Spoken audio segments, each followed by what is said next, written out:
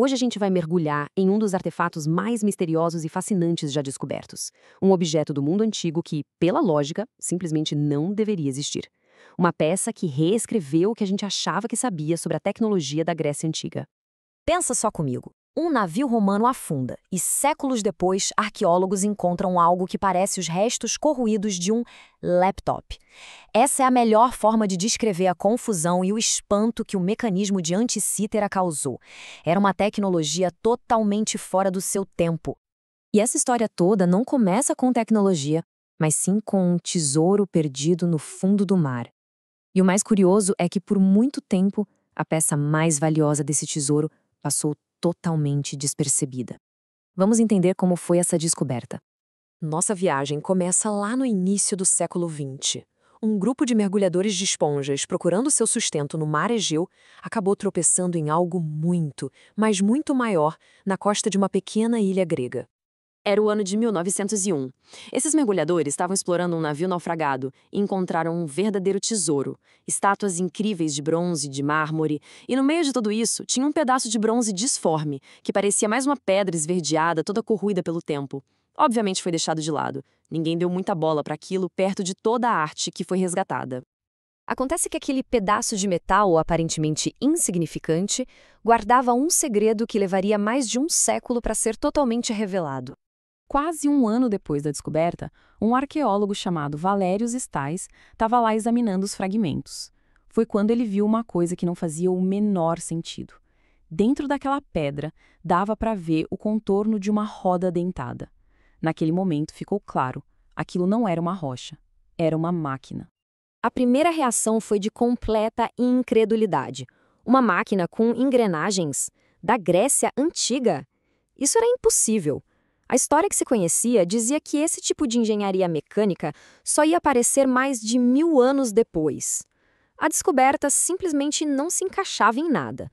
E o mistério só aumentava. Para entender o que diabos era aquela máquina, seria preciso usar uma tecnologia que ainda nem existia na época da sua descoberta. O mais impressionante é o tempo que levou para entender o objeto.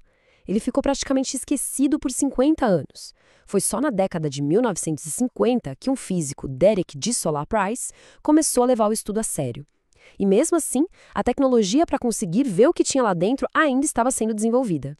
Essa linha do tempo é fantástica porque ilustra perfeitamente como nosso próprio avanço tecnológico foi a chave para desvendar um segredo antigo. Cada nova técnica de imagem revelava uma nova camada de complexidade. Era como se estivessem descascando uma cebola tecnológica de 2000 anos. Essa frase do Price, o principal pesquisador do mecanismo, resume o choque que essa descoberta causou. Não era só um artefato interessante, não. Era uma coisa que desafiava a base do que os historiadores achavam que era possível naquela época. Então a pergunta que fica é: o que essa máquina impossível fazia?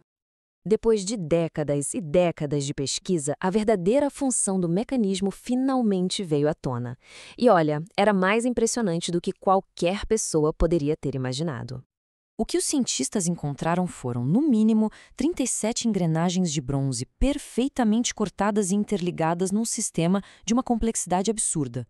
Mas, para quê? A resposta é simplesmente de cair o queixo. Aquilo não era um relógio, era um computador. Um computador mecânico que modelava o cosmos.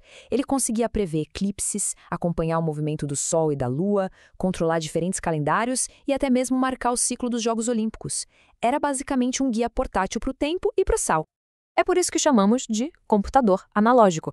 Em vez de usar código digital, zeros e uns, ele usava a física pura das suas engrenagens para calcular os movimentos dos corpos celestes. Para se ter uma ideia do salto tecnológico, máquinas com esse nível de sofisticação só foram reaparecer na Europa lá no século XIV, com os grandes relógios de catedrais. Uma diferença de 1400 anos. E isso nos leva à pergunta mais profunda de todas. Se os gregos tinham essa tecnologia toda, o que aconteceu com ela? Para onde ela foi? Por que a engenharia deu um passo tão gigantesco para trás? A resposta pode ser bem mais simples e, digamos, pragmática do que a gente imagina. A resposta está no material.